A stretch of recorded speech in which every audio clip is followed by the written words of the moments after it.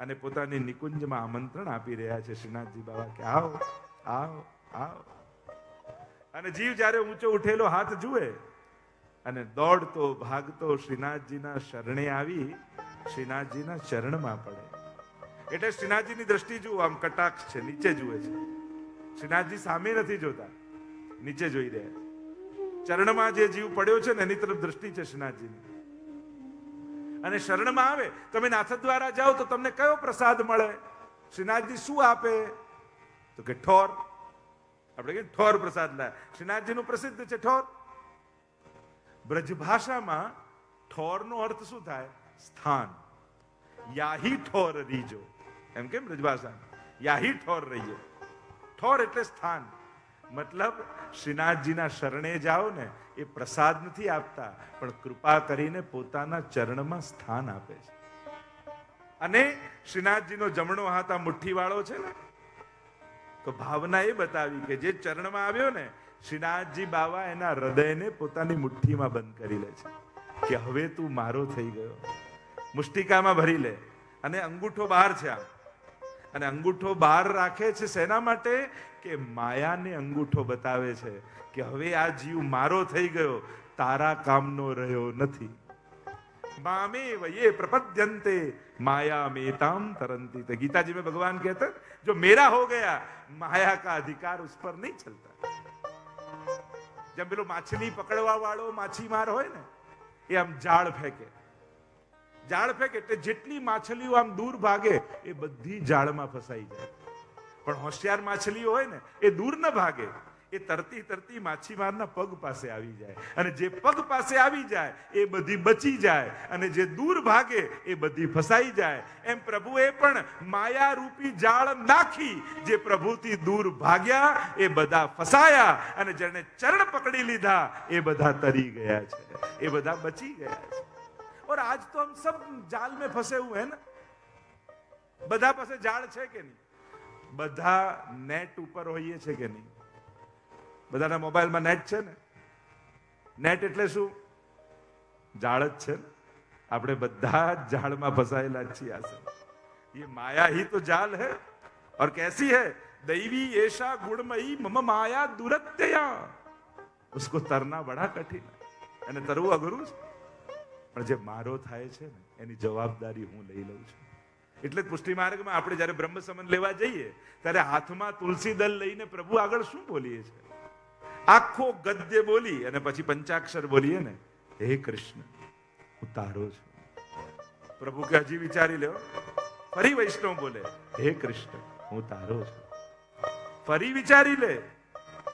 આપણે ત્યાં બાલ ભાવની સેવા ને, એટલે બાળકમાં બધા જ ગુણ હોય, એક અવગુણ હોય બાળકમાં, અને અવગુણ એ હોય એને શેર કરવું ન ગમે. નાના બાળકના નેચરમાં શેર કરવું નથી હોતું. તમે એને એમ કહી દો કે આ રમકડું તારું, પછી કોઈને ના આપ્યો, મને આપ્યું છે પપ્પાએ, મમ્મીએ મને આપ્યું છે, મારા માટે લાવ્યા છે, એ પછી કોઈને ના આપે. તો અમારે ઠાકોરજી બી બાલક હે. ત્રીજી વાર કહે, જો હજી વિચારી લે, પેલો ફરી કહે, હે કૃષ્ણ હું તારો થયો. ઠાકોરજી હાથ પકડી લે, હવે તને બીજાનું નહીં થવા દો, કારણ કે તું મારો થઈ ગયો છે. અને પ્રભુ भगवान अपि पुष्टिस्थो न करिष्यति लौकिकीम च गति. इसलिए महाप्रभु जी ने कहा ना, प्रभु आपकी लौकिक गति नहीं होने देंगे. લૌકિકમાં રહીએ ભલે છે, પાણી માટે જ નાવ છે, અને પાણીમાં નાવ રહે બરાબર છે, પણ નાવમાં પાણી આવે ને પછી નાવ ડૂબી જાય. એમ જ આપણે સંસારમાં રહીએ બરાબર છે, પણ સંસાર આપણામાં આવી જશે ને પછી નાવ ડૂબવા લાગશે. અને એક છિદ્ર પડે તોય નાવ ડૂબી જાય. આપણે તો 10-10 છિદ્રો લઈને ફરીએ છીએ. કેટલી સંભાવ, ગહેરી નદિયા નાવ પુરાની, यहाँ तो डूबने की कितनी संभावना है, फिर भी हमको पार उतारने वाला हमारा श्रीनाथ जी है. आइए आमंत्रित करते हैं श्रीनाथ जी बाबा को. अतीरे आनंद भर्या आवो मारे अंगे, श्याम सुंदर वर बैठा છો સંગે, મુખડું જોયા વિના પાણી નવ પી રસિક સુંદર વર જોઈ જોઈ જીવું રે રસિક સુંદર વર શિરઢ લાગી જન્મો જન્મ મારી ભાવટ ભાગી સગપણ તો શામળિયાનું સાચું સગપણ તો શામળિયાનું સાચું બાકી સર્વે દિશે છે કાચું મુજને નવારીશ મારી રે માડી દર્શન કરવા હું જઈશ દાડી કહેશે રે તેણે કહેવારે દઈશું આપણ સર્વે સાંભળી લઈશું અતિરે આનંદ ભર્યા આવો મારે અંગે શ્યામ સુંદર વર બેઠા છો સંગે. હવે આ કથા પંડાલ નથી, હવે આ નાથ દ્વારા છે, હવે આ શ્રીનાથજીનું મંદિર છે. અહીંયા જ્યારે પણ આવો એ જ ભાવ રાખી, એ જ આદર રાખી મારા શ્રીનાથજીના મંદિરે જાઉં છું. અને પ્રયાસ આપણે ત્યાં ક્યારે આપણે તો વ્રજ પરિક્રમા કરવા જવાના, ક્યારે આપણે ચાર ધામની યાત્રા કરવા જવાના, ક્યારે આપણે નાથ દ્વારા જવાના, ક્યારે આપણે ભારતના તીર્થોની યાત્રા કરવા જવાના. કોઈ એક એવો પુણ્ય ખરું, કોઈ એવું સત્કર્મ કરું કે એક પરિક્રમા કરવાથી આખી ભારતની પરિક્રમા થઈ જાય. તો કે આ ભાગવતની પરિક્રમા કરો ને તો સમગ્ર ભારતના તીર્થોની પરિક્રમા થઈ જાય. ઘણા બધા પ્રાયશ્ચિતો છે કે આ પાપનું આ પ્રાયશ્ચિત, આ પાપનું આ પ્રાયશ્ચિત, આ પાપનું આ પ્રાયશ્ચિત. કોઈ એક એવું પ્રાયશ્ચિત ખરું કે જે કરવાથી બધા જ પાપો નાશ થઈ જાય. તો કે આ ભાગવતનું શ્રવણ કરો ને તો સઘળા પાપોનું પ્રાયશ્ચિત. કોઈ એવું પુણ્ય ખરું કે આ પુણ્યનું આ ફળ, આ પુણ્યનું આ ફળ, આ પુણ્યનું આ ફળ. કોઈ એવું પુણ્ય ખરું કે એક પુણ્ય કરી અને સકલ ફળની પ્રાપ્તિ થાય. તો કે આ ભાગવત યજ્ઞમાં પોતાની હાજરી રાખવી એનાથી મોટું કોઈ પુણ્ય નથી. તે કન્યા હતી અને પોતાના પપ્પા પાસે આવીને કહેવા લાગી, પપ્પા મારી ઈચ્છા પૂરી કરશો? હા બેટા બોલ ને, મને સસરા લાવી આપો ને. બેટા આ રીતે સસરા થોડી આવે. અચ્છા તો મને સાસુ લાવી આપો. અરે આ રીતે સાસુ થોડી આવે. ઠીક છે તો મને જેઠજી લાવી આપો. અરે જેઠ આમ થોડી આવે. અચ્છા મને જેઠાણી લાવી આપો. અરે આ રીતે થોડી જેઠાણી આવે. જ્યારે આ રીતે લિસ્ટ ગણાવવા લાગી ત્યારે પિતાએ એટલું કહ્યું, બેટા એક વર ગોતી લે, આ બધું તો એમને એમ પાછળ પાછળ આવશે. એમ આ એક ભાગવતને પકડી લો, સકલ પુણ્યો અને સકલ તીર્થો તો પાછળ પાછળ આવશે. ઓ નંદના કુંવર તમે ના કરો બડાઈ, મોટા થયા મારું માખણ ખાઈ. નંદના કુંવર તમે બહુ રંગદાની, વાટે જોતા મારી ચૂંદડી जो भागवत के लिए आता है घर से निकलता है तो स्कंद पुराण कहता है, यत्र यत्र चतुर्वक्त्र श्रीमद् भागवतम भवे गच्छामि तत्र तत्राहम गौर यथा सुतवत्सला. તમને એમ થાય કે ઠાકોરજીને પોડાડીને ઘરેથી નીકળ્યા. અરે ના, ગામમાં ભાગવત થતું હોય ને તો ભગવાનની નીંદ જતી રહે. એ રાહ જોતા હોય ક્યારે મારી આ વૈષ્ણવ ચાલતી ચાલતી કથામાં જાય. અને ભગવાન શું કરે?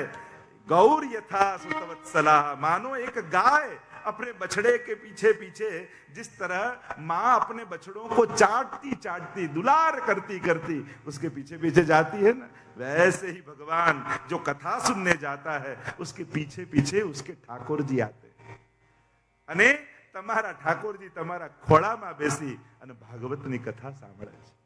હંમેશા એવો ભાવ રાખો, કથામાં બેઠા હોય તેવો ભાવ, મારા લાલન મારી ગોદમાં બેસી અને ભાગવત સાંભળી રહ્યા છે। અને આપણે કથા સાંભળીએ ને ત્યારે સેવામાં આનંદ વધે ને કથામાં આનંદ વધે।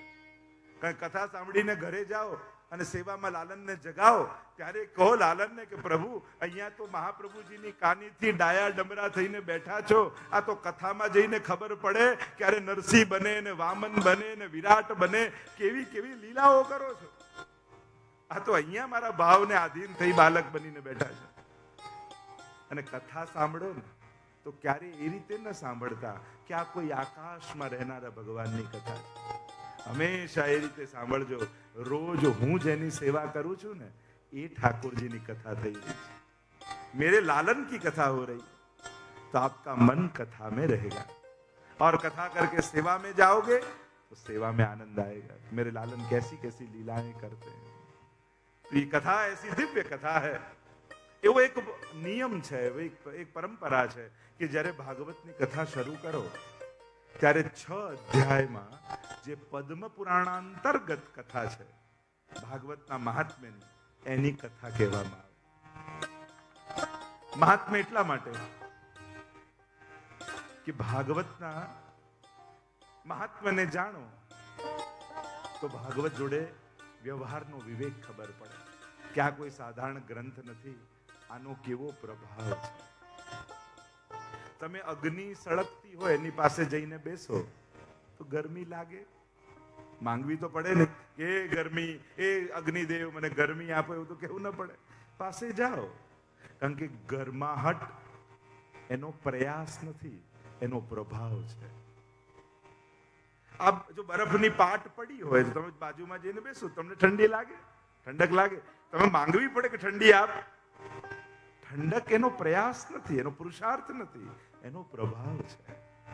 એમ જ ભાગવતના સાનિધ્યમાં બેસો ને તો ભાવ તમને સ્પર્શે જ, કારણ કે ભાગવતનો એ પ્રયાસ નથી, ભાગવતનો એ પ્રભાવ છે।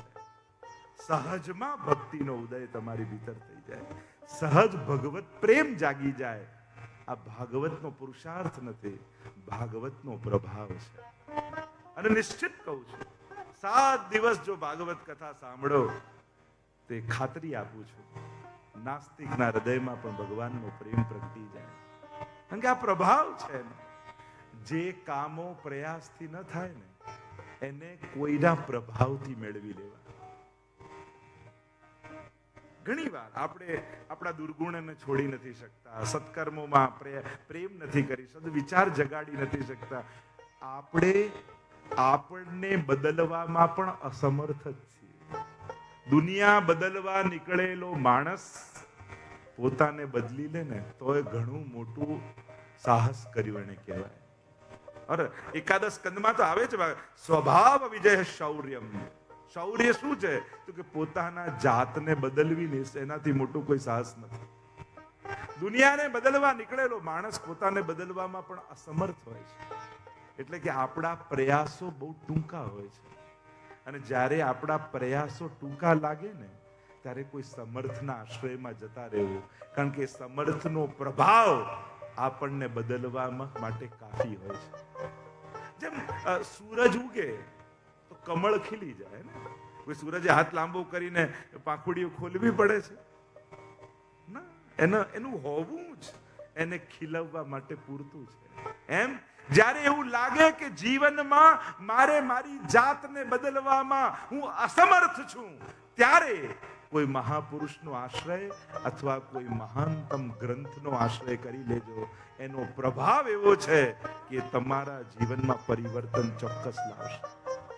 નિશ્ચિત કહું છું, કોઈ મહાપુરુષનો આશ્રય અથવા કોઈ વ્યક્તિમાં શ્રદ્ધા ના આવતી હોય તો કોઈ ગ્રંથનો આશ્રય કરજો, કોઈ તીર્થનો આશ્રય કરજો, કોઈ સ્થાનનો આશ્રય કરજો, કોઈ મંત્રનો આશ્રય કરજો। ક્યાંક કોઈ દિવ્ય તત્વનો આશ્રય કરજો, કારણ કે પ્રયાસ ટૂંકા છે. તે તત્વના પ્રભાવથી જીવનમાં પરિવર્તન આવવા લાગશે.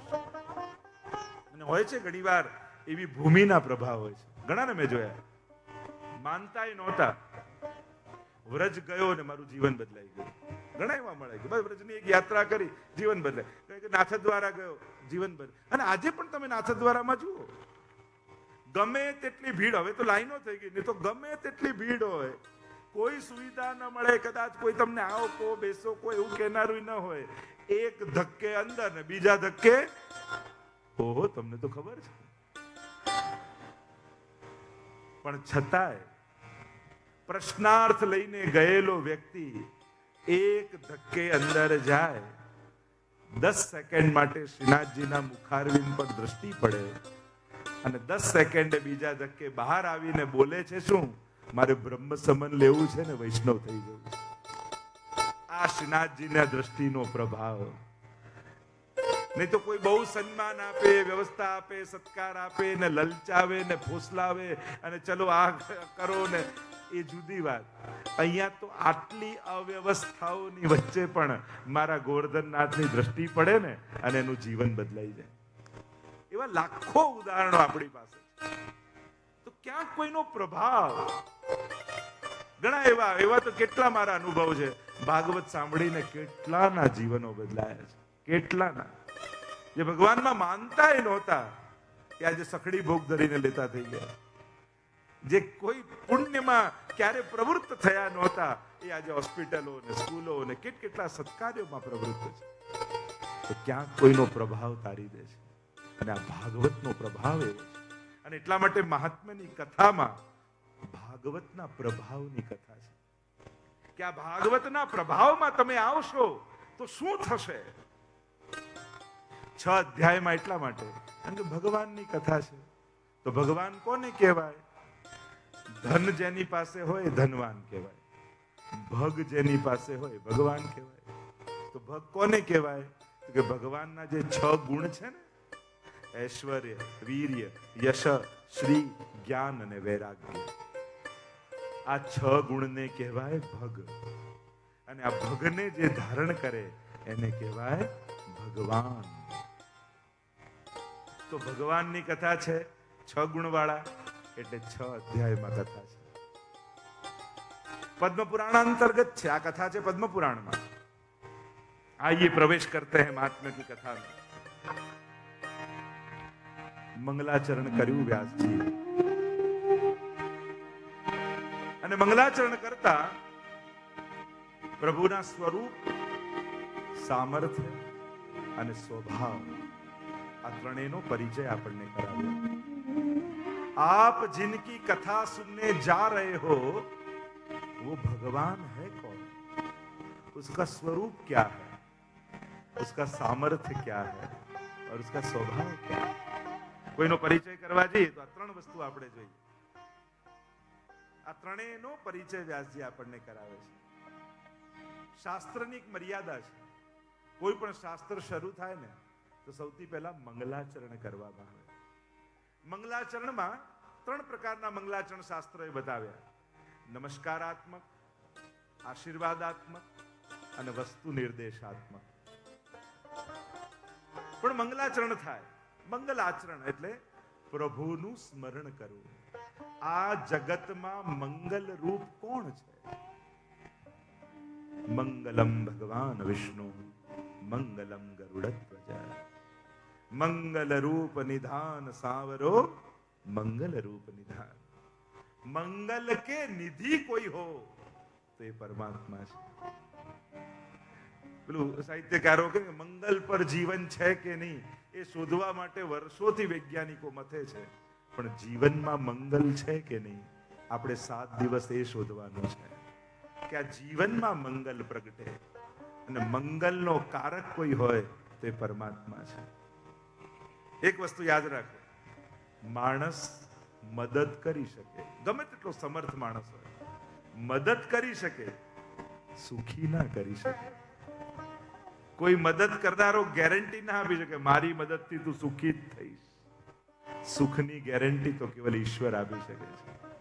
અને એટલા માટે કોઈ પણ કાર્ય શરૂ કરો તો સૌથી પહેલા પ્રભુને યાદ કરીને કરો. અને આપણી વૈષ્ણવી તો એ પરંપરા જ છે. બીજું કાંઈ ન થાય તો આટલી 5 વાર પ્રભુને યાદ કરવા. સવારે જાગો ને ત્યારે ઉઠો એટલે તરત મનમાં શ્રી કૃષ્ણ શરણમ મમ, શ્રી કૃષ્ણ શરણમ મમ, શ્રી કૃષ્ણ 3 વાર બોલો. પહેલો કોળિયો મોઢામાં મૂકતા હો ને ત્યારે 3 વાર પરમાત્માને યાદ કરો. જો હાથ બધાને, મુખ બધાને, પેટ બધાને, પણ દરેકના મોઢાને કોળિયા ક્યાં મળે છે? ઠાકોરજી આપ્યો છે તેનો આભાર માનીને કરો. કારણ કે એ વસ્તુ યાદ રાખજો, આપ્યું ત્યારે જો આભાર નથી માન્યો તો લઈ લેશે તો કયા મોઢે ફરિયાદ કરવા જશે?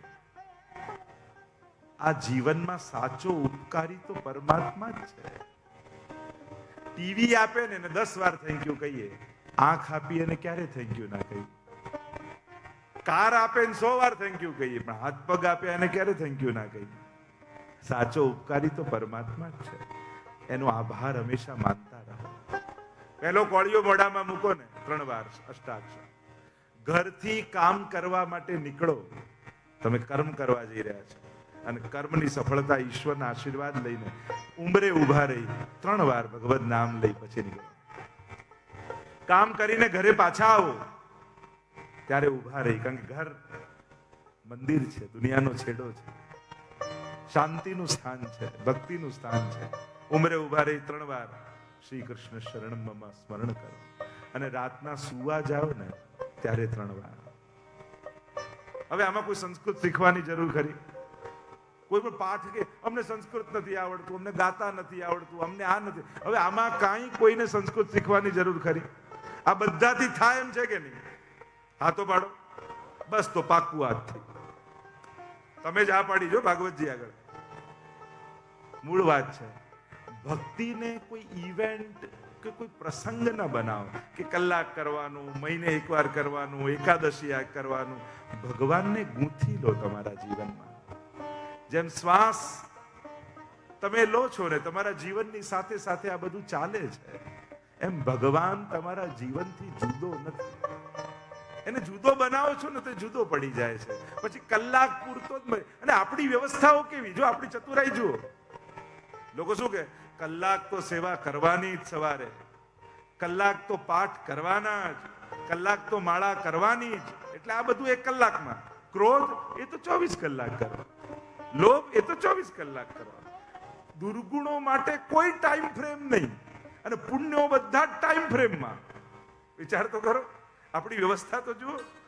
સારું વિચારવું, સારું બોલવું, સારું કરવું એ બધું ઘડિયાળ જોઈને.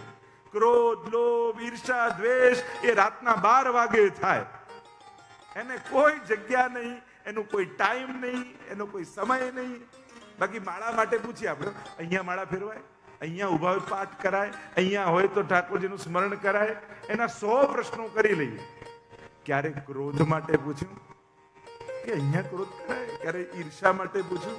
ક્યારે દ્વેષ માટે પૂછ્યું? એને તો કેટલી છૂટ આપણે આપી રાખી. દુનિયાના કોઈ પણ ખૂણે અને 24 કલાકમાં ગમે તે ટાઈમે તને બધી છૂટ. કેટલો લાડલો દીકરો બનાવીને રાખ્યો છે, પછી માથે ચડે જ ને. પછી કે આ છૂટતું નથી, પછી કે આ જતું નથી. અરે તમે જ માથે ચડાયું છે. આટલી મહત્વ આપો છો કેમ? એને ટાઈમ ફ્રેમમાં બાંધી રાખો. ક્રોધ કરવાની છૂટ, પણ સવારે 4 વાગ્યાથી 5 વાગ્યાની વચ્ચે જે કરવું હોય કરજો ક્રોધ. કોઈ જાગ્યું જ ના હોય તો કોની પર કરે? પાપને પ્રતિબંધો આપો અને પુણ્યને સુગમતા કરી આપો. આપણી તકલીફ શું છે?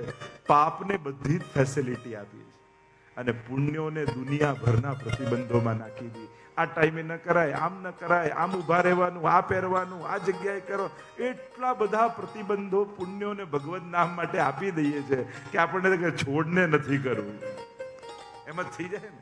અને પાપને એટલી બધી સુગમતા, ગમે ત્યારે, ગમે તે ટાઈમે, ગમે તે કપડા. તમે સેવા માટે એમ કહો કે આ કપડા પહેરીને કરવા, ગુસ્સા માટે કોઈ કપડા રાખ્યા છે? લોભ માટે કોઈ વસ્તુ કમથી કમ જો કપડાં પહેરીને ફરતો હોય, હમણાં સેવામાં લાગો છો એમ ખબર તો પડે. એમ કપડાં પહેરીને ફરતો હોય, હમણાં ગુસ્સામાં લાગો છો નહીં. કંઈક આપણે નક્કી રાખ્યું હોય કે લાલ ટી શર્ટ પહેરીને ફરે, સમજી લેવું હમણાં ગુસ્સામાં છે. એવું કંઈક નક્કી રાખીએ તો પહેલા નહીં, પહેલા કોઈ રાણીઓ માટે આમ કોપ ભવન હોતા હતા કે ગુસ્સો આવે એટલે ત્યાં જતા રહે, એટલે રાજાને ખબર પડી જાય કે હમણાં રીસાયા છે. એમ દરેકે ઘરમાં એક ખૂણો રાખવા જેવો છે. અને ખૂણો એટલા માટે કે ગુસ્સો આખા ઘરમાં ના ફેલાવે. જેમ કચરા નાખવા માટે કેવો ખૂણો હોય છે કે કચરો આ કચરા પેટીમાં નાખો, એક જ જગ્યા હોય એટલે આખા ઘરમાં કચરો ન કરે. એમ ગુસ્સા માટે પણ એક ખૂણો રાખીએ તો આખા ઘરમાં તો ના ફેલાવે. આપણી તકલીફ શું? ઝઘડો થયો હોય ડ્રોઈંગ રૂમમાં, ઉતારીએ રસોડામાં જઈને, અને રસોડામાં થયેલો ગુસ્સો બેડરૂમમાં ઉતરે. ક્યાં ક્યાં માણસ લઈને ફરે જ ભેગું. મૂળ કહેવાની વાત, પાપને બહુ સુવિધાઓ આપી છે અને પુણ્યોને ખૂબ પ્રતિબંધ આપ્યા છે. મંગલ રૂપ પરમાત્મા છે. મંગલ આચરણ, મંગલ ઉચ્ચારણ, મંગલ વચન, મંગલ સ્મરણ આ કરશો ને તો જીવનમાં મંગલ આવશે. તો મંગલાચરણ વર્ણન કરતા, મંગલાચરણ ગાન કરતા વ્યાસજી બોલ્યા, સચ્ચિદાનંદ રૂપાય વિશ્વોત્પત્યાદિ હેતવે તાપત્રય વિનાશાય શ્રી કૃષ્ણાય વયમ નમઃ. સચ્ચિદાનંદ रूपाय. देखो कितना सुंदर वर्णन व्यास जी ने किया. कैसे हैं हमारे परमात्मा. रूप और स्वरूप दोनों की चर्चा है. राधे कृष्ण गोविंद गोपाल राधे माधवा. राधे कृष्ण गोविंद गोपाल राधे माधवा. राधे कृष्ण गोविंद गोपाल राधे माधवा. राधे कृष्ण गोविंद गोपाल राधे माधवा. गोविंद राधे माधवा. गोविंद राधे माधवा. गोविंद राधे माधवा. गोविंद राधे माधवा. गोपाल राधे माधवा. गोपाल राधे माधवा. गोपाल राधे माधवा. गोपाल राधे माधवा. राधे कृष्ण गोविंद गोपाल राधे माधवा. राधे कृष्ण गोविंद गोपाल राधे माधवा. राधे कृष्ण गोविंद गोपाल राधे माधवा. राधे कृष्ण गोविंद गोपाल राधे माधवा. गोविंद राधे माधवा. गोविंद राधे माधवा. गोविंद राधे माधवा. गोविंद राधे माधवा. गोपाल राधे माधवा. गोपाल राधे माधवा. गोपाल राधे माधवा. गोपाल राधे माधवा. राधे कृष्ण गोविंद गोपाल राधे माधवा. राधे कृष्ण गोविंद गोपाल राधे माधवा. राधे कृष्ण गोविंद गोपाल राधे माधवा. राधे कृष्ण गोविंद गोपाल राधे माधवा. गोविंद राधे माधवा. गोविंद राधे माधवा. गोविंद राधे माधवा. गोविंद राधे माधवा. गोपाल राधे माधवा. गोपाल राधे माधवा. गोपाल राधे माधवा. गोपाल राधे माधवा. राधे कृष्ण गोविंद गोपाल राधे माधवा. राधे कृष्ण गोविंद गोपाल राधे माधवा. राधे कृष्ण गोविंद गोपाल राधे माधवा. राधे कृष्ण गोविंद गोपाल राधे माधवा. राधे कृष्ण गोविंद गोपाल राधे माधवा. राधे कृष्ण गोविंद गोपाल राधे माधवा. राधे कृष्ण गोविंद गोपाल राधे माधवा. राधे कृष्ण गोविंद गोपाल राधे माधवा. राधे कृष्ण गोविंद गोपाल राधे माधवा. राधे कृष्ण गोविंद गोपाल राधे माधवा. राधे कृष्ण गोविंद गोपाल राधे माधवा. राधे कृष्ण गोविंद गोपाल राधे माधवा.